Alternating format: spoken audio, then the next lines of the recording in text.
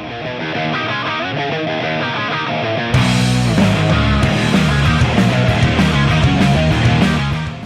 guys, welcome to OBSHacks, Online Business Startup Hacks. My name is Adewale Adejumo. I'm an online entrepreneur and a digital growth consultant. Today I've got here with me NOSIHE Zulu. Okay, NOSIHE is a musician. She's a South African music artist, and I've actually been following you on Instagram at NOSIHE Zulu and on your Facebook and Twitter. And one thing that struck out with me is how musicians and artists are using online mediums as a way for you to promote yourself as a brand and as a way for you to promote your business. Yeah. And I'd just like to learn a little bit more about how that has been for you as an artist, and how do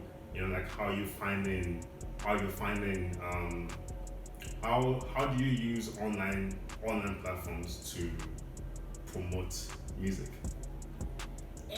Okay, well, I think that is a very packed question.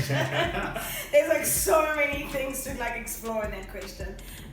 But I mean, yes. So NOSIHE does a lot of her marketing via online platforms. Okay, so let me put it this way. So the other, I think it was 2 weeks ago. Yeah. You released your first single. Yes.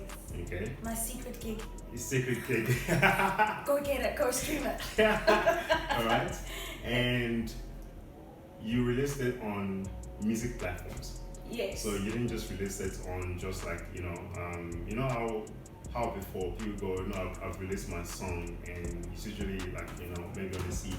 Exactly. You release your music on Apple Music. Yes. On Apple, Spotify. On Spotify. SoundCloud now you can get official. I've got my opinions on SoundCloud, but we won't share that right now. Okay. And what is it? I've said Spotify already. Hey. Spotify. So there's a few. I didn't realize how many there are. They're actually quite a lot. How many are there, roughly speaking? Maybe 20 or so. There's just a lot, and other ones that I didn't really care too much about, but they're out there, and there are platforms that are legitimate, and people find music through those platforms. Okay. So it was very interesting for me because honestly, we've only just counted 4 or 5, but there's more than that. So why is it important to distribute your music through different channels rather than just choose, say, I'm gonna just put my music on Apple Music? Why do you use 4 or 5 different platforms to release a song? Well, you want to reach as many people as you can. I mean, if you really love what you do, you want as many people as you can get to listen to your music and to get access to your music. Because traditionally the idea is that, like you just said, that you would make a CD and then people would have gone to the shop and to have bought the CD and go home and play that CD. Do people have to buy your song on the online streaming platforms, or is it free? Well, yeah, some of them. It depends how the actual online platform works. But yeah, streaming is for me. It's still uncharted territory, so I'm still trying to understand streaming a lot. But for example, Apple, I can tell you that I pay a monthly fee towards getting access to all music. And then there's But if I want music from Apple, I would have to pay for each song, or I pay monthly and I get access to all the songs that are on Apple. Yeah, so you have options. But say you register on Apple and you just want to buy the music off Apple and have it onto your laptop, then you pay for each song, or you pay for the whole album. Okay. Yeah. How much is music on Apple? No, you're saying something. I can't remember. But I know that it's not that much. I stand to be corrected. I think it's R7 a song or something. Okay. It's $6.99. I'm not really sure actually. Don't quote me on that. But yes. I saw something very recently, and it keeps popping up about on YouTube. Whenever I play music on YouTube Music. Yes. If you pay a monthly fee. Yes. You don't get the ads. Yes. I always thought the ads was how musicians make a living or earn money from YouTube videos. So before your music video plays, if you have a music video on there or a song, they like an ad shows, and the ad revenue is then split between yourself and YouTube or Google. Really? Yeah. See, now I'm like hearing things. Is that true? Do you know that? Like, or are you asking me as a question? Yeah, no. I'm not gonna I know that for a fact. You know that for a fact? I know that for a fact. That if you're getting paid as a YouTuber and you've reached a specific level of if you're not monetizing your YouTube channel, okay, and you load songs onto your YouTube channel, yes, okay, before the song plays, usually an ad, or now YouTube has 3-4 ads now. Okay. That will play. Yeah, no, they're getting quite aggressive. They're getting right because YouTube, as part of Google, yes, is non-profitable. Okay. Okay, that's there's actually been a whole this whole thing about breaking up these big tech companies. Mm-hmm. There's this, people ask them what would happen to YouTube if you had to break up YouTube from Google, because it's only from Google that actually supports YouTube. Okay, that's why YouTube, I think they've been very aggressive, trying to turn people to the monthly subscription, monthly subscription, and playing even more ads in between, in between each song. Just what I couldn't understand was how they would actually, how musicians would make money. Say I pay $39 just as an example, per month, and then there are no more ads. How much are the musicians getting paid, for each song? Sure, that's a very good question. Yeah, I'm not sure, but somehow you need to be able to, and I guess this thing is all about how many people are following you, I imagine. But then because they keep changing these kind of rules, I realize YouTube updates quite often about how you can get money. But I mean, if you're serious about if you open up an account to monetize your YouTube channel, they will send you emails. They're always updating. They're always updating how YouTube works, and if you're really serious about the platform, then you are the one who's always trying to find out what is the updated version of how you get paid. Because before it was way easier to just get in and make money. If you just put a video and your video made a certain amount of views, you were getting paid. But now it's not so much the same way. You can trend. That really doesn't mean much, but if you understand the rules of how YouTube works, and there's just rules that you just need to know, and you just need to literally bother yourself about finding out how YouTube works, then you can start monetizing. But you don't just post videos and it goes viral and you start making money. It doesn't work like that. And you get paid through PayPal. So once you do start making money, once they recognize you as legitimate and let you legitimately following their rules and protocols, you then start making money. So I've actually seen some guys who post a song, and in between my Lenny Kravitz playlist, this song starts to play, and I'm like, why is this ad playing for so long? You know? And then I look up. And it's it's an ad of a song. It's this music. I know.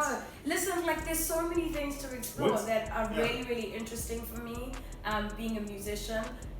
Because I get that, but what I've really noticed in the last little while is how brands team together with musicians. So maybe the brands are paying the musicians to use their songs. No, this guy's just singing about a song. They're just singing a song, They're just a random song. It's a rap song, a rap song, nice sometimes. Yes. But it's how do you feel about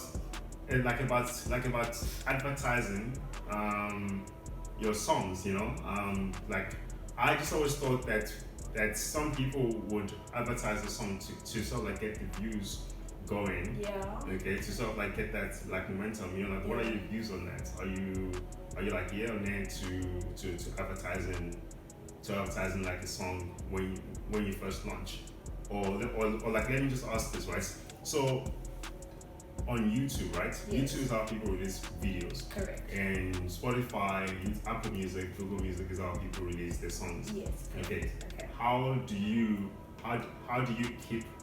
keep your fans always engaged with you as as a brand, like with NOSIHE? Or you just keep on putting out content. Where do you put content? Yeah, so I mean, listen, the access is a little bit easier now. You can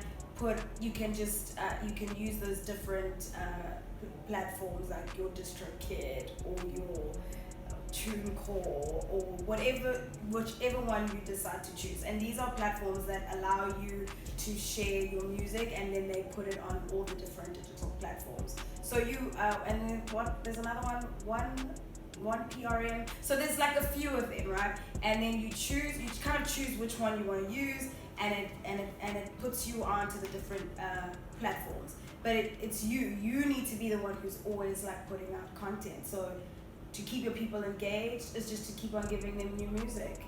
And what about Facebook, social media, Instagram, Twitter? Do you use those as well?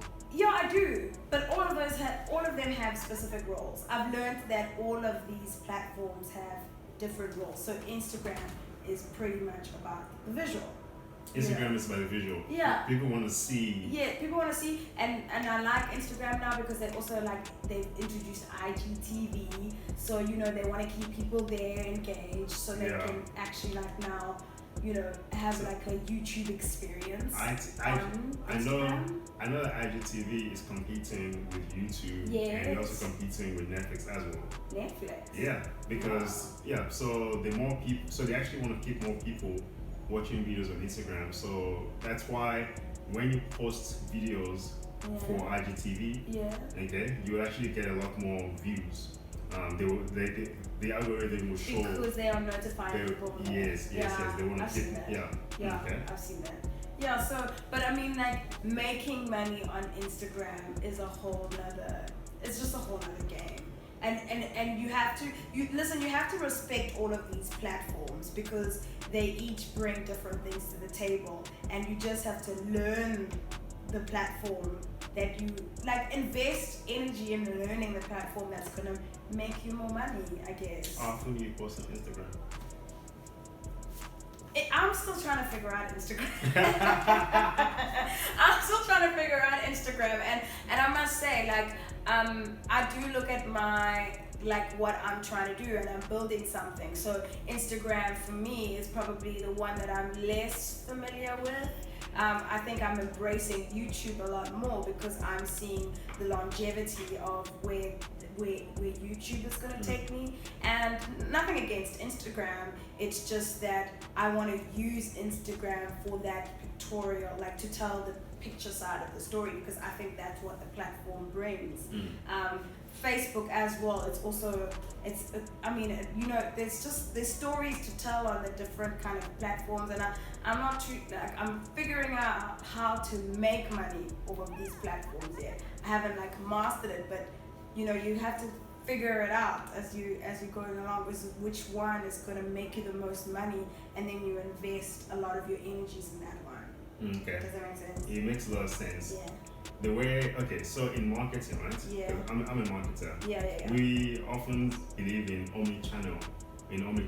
Okay. When you're selling a product. Yeah. And for you, your product is your music. Yeah. Okay. And you need to market yourself in music through multiple channels. Correct. Well, you have multiple channels of distribution. Correct. And also multiple channels of marketing. Sure. And for me, I see social media platforms like Instagram, whether it's Snapchat or whether it's Facebook or Twitter, as multiple channels of marketing. Yeah. And what I strongly believe is that a person who is creating is a creator. You can understand the different channels of selling and different channels of marketing. However, all those channels requires specialists. Correct. Who are like, okay, cool. I'm a social media specialist who can do Facebook and Instagram. Okay. Because for for YouTube, for example, YouTube is about those videos and like you can release short clips, 4 5 minutes like videos regularly. Okay? On YouTube, okay. Yeah. YouTube is for video. Yeah, correct. Instagram is like it's more about like your everyday life type of thing, what's going on behind the scenes. Correct. The promotion of of your music, what's happening. Yeah. I view Twitter as how to just sort of like stay relevant and have conversations with your audience, with people.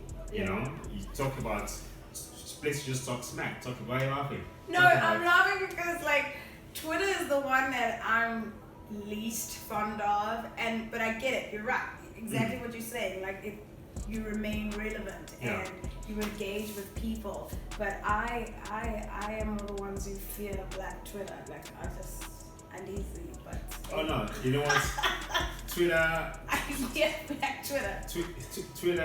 Twitter, I think Black Twitter is your best friend. I mean, like, if you can go viral on Black Twitter. It's your best friend? Let's not say this guy. Twitter, I will tell you personally, right? So I'm on different social media platforms. Yeah. However, I don't have the time or the energy to always take photos and whatnot for like Instagram. Okay, so multiple channels is great. Yeah. However, it's always good to just find 1 or 2 or 3 that works best for you. You didn't talk about Facebook. What do you think Facebook brings to So Facebook wants to keep Facebook a place where people are forming connections with family and friends. Yeah. Okay? So when it comes to things like business, you often have to now pay. Facebook doesn't like before you could just have a business page on Facebook and next thing the organic Facebook can ramp up your organic rankings anymore on Facebook when it comes to a business or a music page, except for entertainment. So for Facebook, videos. Okay. Videos are really, really good on Facebook. Yeah, that's true. Okay, so Facebook also likes videos, doesn't really like pictures. Mm-hmm. Okay, and also video, it has to be an entertainment because the pages that I see that do well on Facebook are your comedians, your like your comic ones, and some people that make videos for motivation. So Facebook really does compete with YouTube. Facebook pages when it comes to video content. Okay, because I know quite a few entertainers that have a much bigger following on the Facebook page than they have on a YouTube channel, and they will have like 5 million subscribers on YouTube. And you think, this guy's not doing well. And then you go to Facebook and go 30 million. You're like, what? Really? That's so strange. And comedian, or would you think like, are they entertainers? Entertainers, comedians, bigger on Facebook than they are on YouTube. Bigger on Facebook than they are on YouTube. Really? Yeah. Okay. It's gonna be, it's often video, and it's also, and Facebook is also a good way as well to keep people informed of what's gonna happen, your next event, your new gig, or or things that just happening, because people stay more engaged with you on Facebook. You just go to YouTube to just stream, because if I go to YouTube for music, for example, or that content, I'm there to stream that. Yeah. I'm not there to tap and read and whatnot. No, obviously you're not going to read, but you can binge on videos. You can binge on videos. Yeah, you can binge on videos. And it's just that if you make content that's good enough, like binge-worthy content, like people will sit on YouTube. I as a platform, I'm really pro YouTube right now, because I think that it's I mean, listen, I definitely have not mastered it, and I'm glad that I'm glad to see that there is like a trend of people like really noticing the platform and really looking at it and be like, actually there's some value there. Like you've noticed in the last little while there's just been a surge of YouTubers just popping up, and people like really taking the platform for granted and thinking that it's easy to figure out, and once they get there they realize that it isn't just as easy. You can't just you can't just decide today and then tomorrow you've got 1,000 people watching your video. Yeah, so basically you can't just create the content, you also have to understand how that platform works. Correct. Okay, to make sure that you get maximum engagement, you know, like Correct. even your rollout of Exactly. of the content. Exactly. Yeah. Exactly. Okay. So I mean, I'm interested to know though from you as a digital marketer, like which one you think could make like the most money. And I've heard like things like that as streaming platforms. If you stream like 1 million streams, you only make like 50K. And I mean, like, okay, it's cool, but like, at which one do you think, or you foresee in the next little while, which is going to be one of the ones that make, like, that you can make good money? Okay, so I look at things this way, that it's not so much about like which platform can make the most money, it's just about gaining as much following as possible and then monetizing that following, because you gain the following from the content that you create. I see musicians like Jay-Z, Beyonce as just guys who just create content, okay, and then they monetize the fan base of those contents through endorsement of products. Some like Kylie Jenner use the following to use the following, create a brand, and use the following to then market that brand. And now she is a billionaire. Okay. Self-made billionaire. I love that. She's a self-made billionaire, which is very true though. Yeah, which is true, you know. She did. She used. Must be nuts. Yeah, she did. She leveraged. Yeah, she did. She leveraged. Like a family, or social media following. How many followers? 143 million. That's insane. Okay. I mean, like you can. So I was talking to a guy.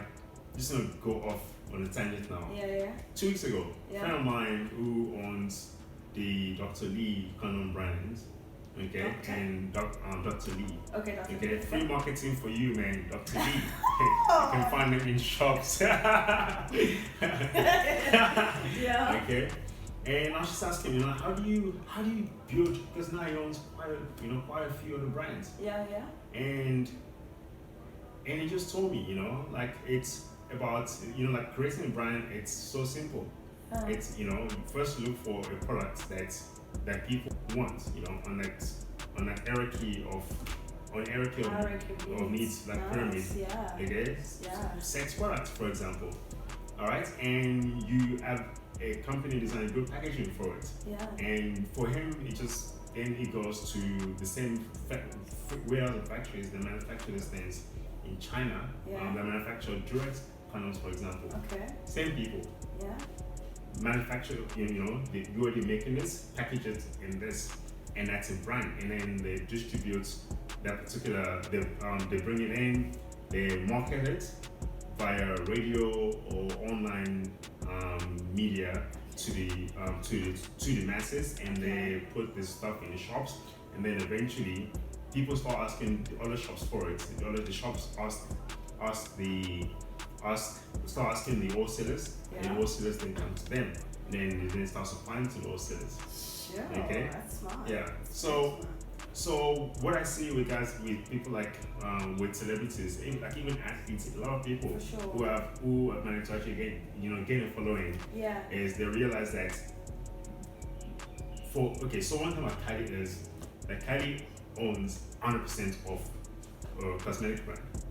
Okay. So smart. Yeah. So like imagine, so when people endorse a brand, you're endorsing this brand, and you don't have ownership. All you get is a paycheck.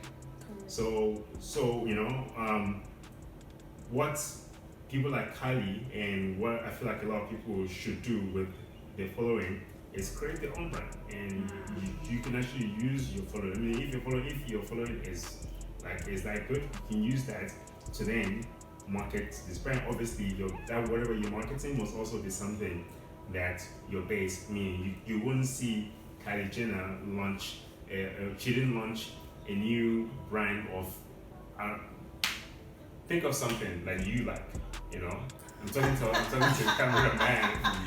The cameraman. Think of me, guys. Think of me. I like, something. I'm not a woman. Okay. I don't care about cosmetics. Okay. So it's something. Fair enough. Yeah. So it's something. It's okay now. Metrosexuals do like. You love gadgets. Yeah, the You metro love man can. You know? Like cosmetics. Just saying. Yes. So she leveraged that to sell something to what a base would like. Yeah. Clothing, Yeah. cosmetics, Yeah. etc. Yeah. So I just feel that once you gain that following, then you can start monetizing your brand by endorsements and by you can start monetizing your brand, through endorsements of other brands through creating, your own brand. For sure. So very beautiful African hair.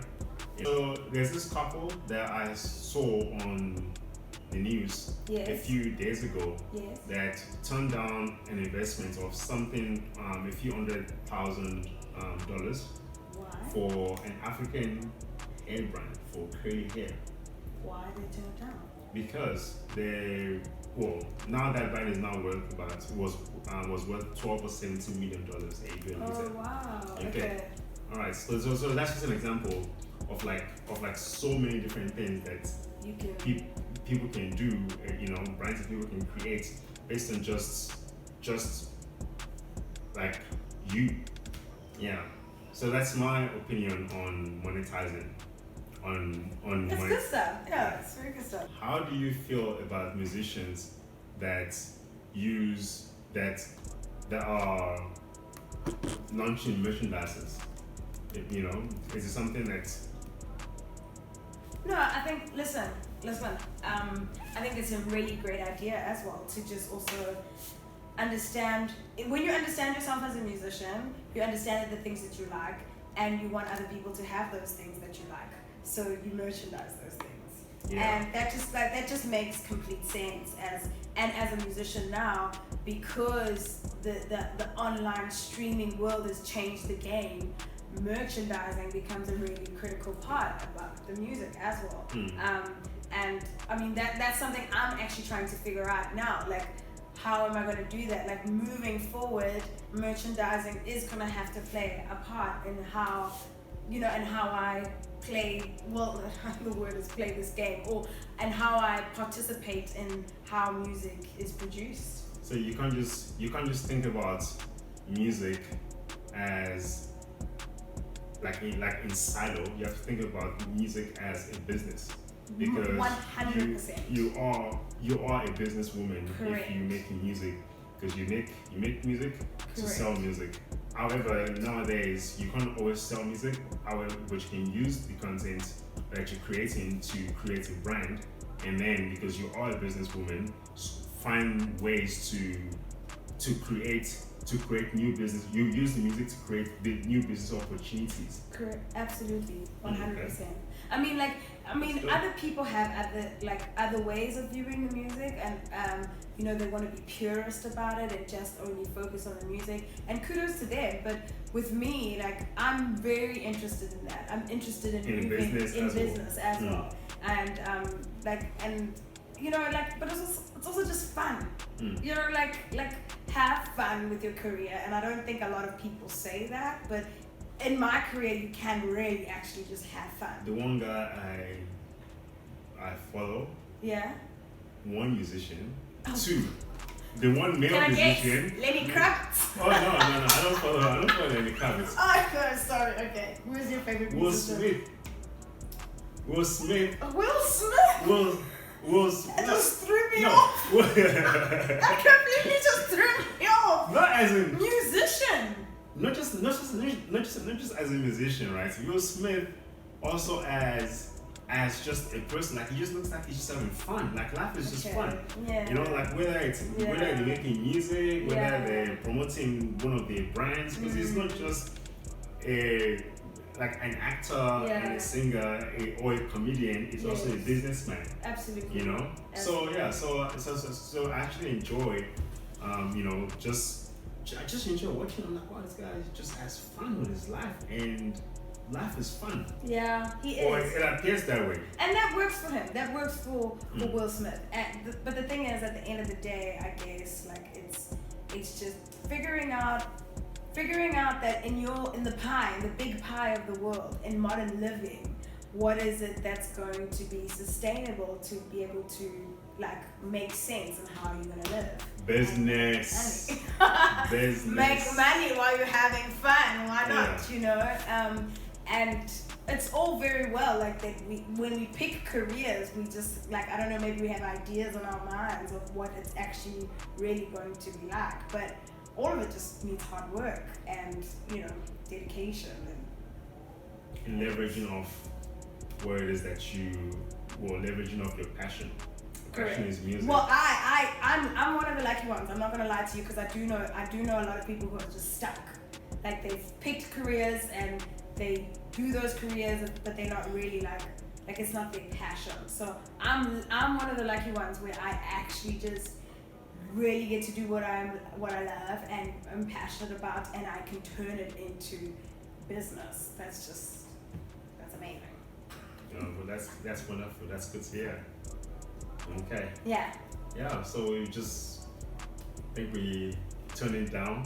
Well, wait. I wanna ask you a question. Okay. And about like what you think of LinkedIn as like a platform. Do you use LinkedIn or? Please, I use LinkedIn. Okay, so LinkedIn for me is it's the best platform for generating leads for businesses. For leads. B2B business. So if you are looking at going into business, okay, and you want to supply to other businesses and your clients are other businesses, then LinkedIn is one of the best platforms for you. LinkedIn is LinkedIn ads, which was quite pricey. However, LinkedIn also has things like lookalike audiences, where you can take a list of your current customer base. Say you're a B2B, and you can actually upload that list onto LinkedIn, find lookalike audiences, people that are most likely to be interested in the product that you sell. LinkedIn has that for you if you want to use ads, if you want to advertise on LinkedIn. LinkedIn also has this. Say for example, you want to engage only, as an example, HR managers around the country. You have an educational program that for people in management, and you want to reach out to HR, to head of HR, because those are the people that would then say, okay, our management needs to take these courses. LinkedIn is an easy way, it's free to go, both for HR managers, okay, and using certain tools, which I'm not gonna say, you need to pay me. Pay him. Okay. Okay. Yeah. They will using those tools, you can easily get the contact details and email addresses of those people for you to then start engaging. But you can easily do that if you go onto LinkedIn, look through, just as long as you know who your market is. Yeah. LinkedIn can allow you to easily get access to that market. In fact, I love LinkedIn because it's a way. LinkedIn is the first few conversations of when you meet people. That's I don't know. I really. So whenever I go to social networking events, I'm not really there for the social networking aspect. I'm just there to see other human beings. Because LinkedIn gives you everything you need to know about someone. So if I am looking for new business leads, new business connections, just go to LinkedIn, quick, sit down, okay, cool. I need to engage with people who are in digital marketing, people who are owners of wholesale companies. I just go onto LinkedIn, find them. LinkedIn allows them. So for music, I think musicians, you'd be lucky if you have 5 followers. Really? No, more. However, well, I know I have a LinkedIn profile. I've never really done much with it. Actually, I've never even thought of LinkedIn as a platform. People don't go there for music. However, to have contact, to have business contact, to actually not even to have business contact, to actually go and find leads, because leads are how you're gonna, get sales for your business. True. So yeah. No, that's very true. For B2B. Yeah, recommended. And I like that you say that, because there's value as being a musician to have, like, we get our work through connections, and that's how we get our work, because it's not like, even though I use these online platforms, probably the more money that I'm going to get is from, like, connections of Wale's having his business end of year function, who, and then he's like, I know a performer, she's amazing, and then I go into that space and I get into that space, and through the connections of meeting, that's I mean, our business is also built on connections as a musician, so I get it. It is an online platform where you can make connections, and or maybe even find experts and things that us as musicians are interested in knowing about, like publishing, and there's just so many other aspects. That's very true. Yeah. You can find people from different people that can actually complement what you're doing. Yeah, actually. And it's also a good platform as well to just show a bit more about yourself. Like, listen, I know more than just music. It's sort of like your online CV. I was like, cool, I'm like, I have this past behind me. I don't just sing. I studied music. For sure. Yeah. No, that's good stuff. Like, I think it's definitely one that I should look into, because I haven't. Yeah. You give all the other ones that have, like, the shining stars on the YouTubes and the different other, your iTunes actually, and there's other ones, like even Tidal. I don't know anything about Tidal, please don't ask me, I'm a little bit scared now. But there's so many platforms that are available to musicians. Yeah, you just need to know what they're used for and how to use them. How is it gonna help you? Yeah. Okay. Listen, I want to ask one more question and then we can end this. But here's my question to you, because you're a digital marketer and this is what you do.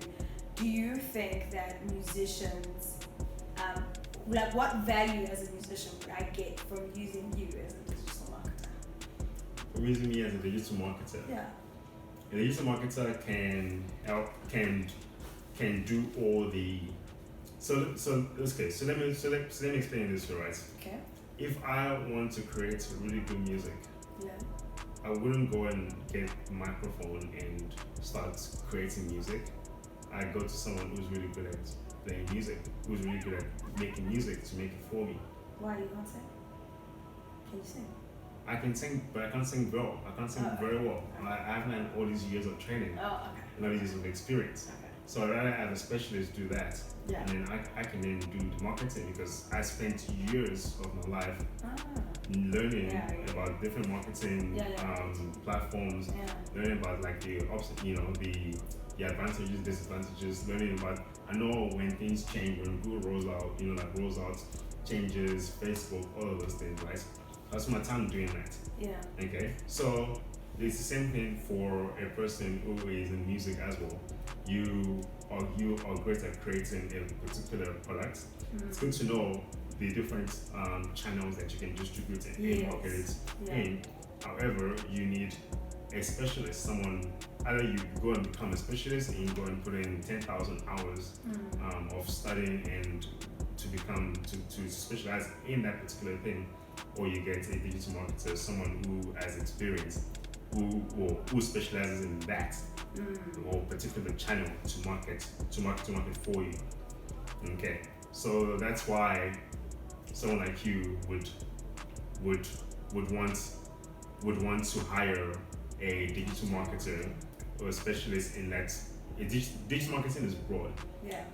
A specialist in a particular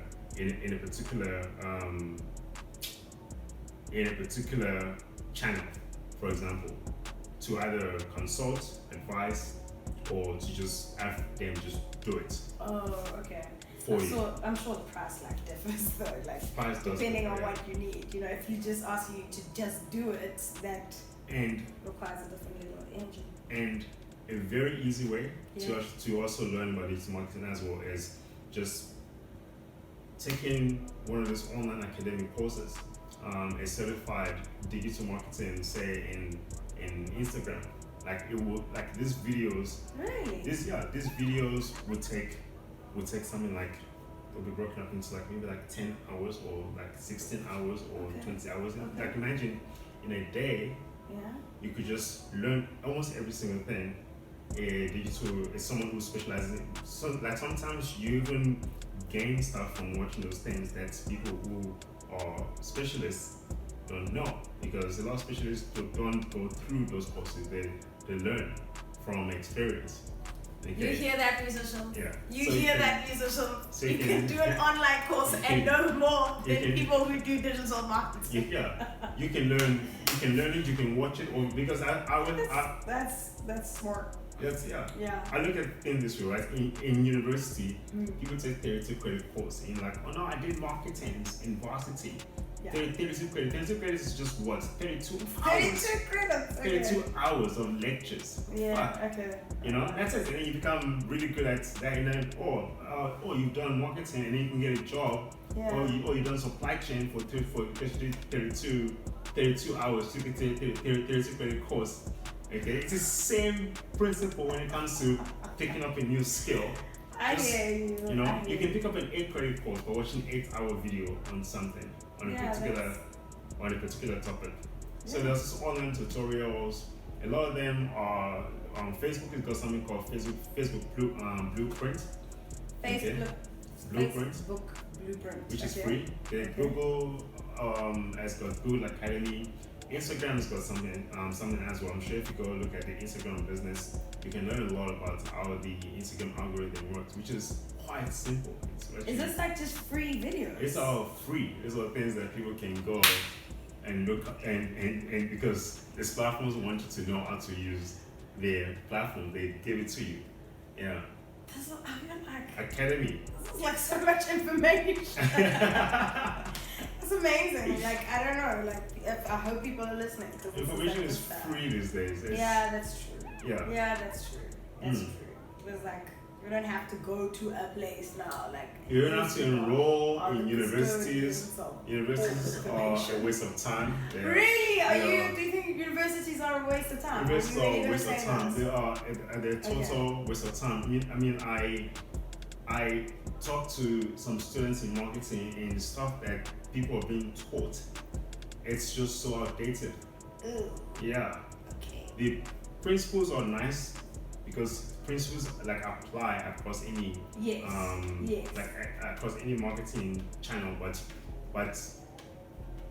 the application to real life, to how It's just how things are now, where a lot of even the bigger brands are coming on are just not focusing on digital platform, because for the amount of budget that they could that they used to reach like maybe like 1 million viewers on TV, Yeah, yeah. you can reach like 143 million people via digital media these days.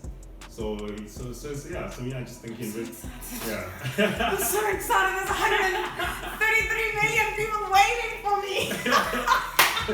I can't wait. I know why. This has been good. Like, thank you. Like, this has been really, really good. This has been good stuff. Yeah, man, thank you so much. Yeah. I appreciate Yeah, you taking the I've time found to value in this conversation.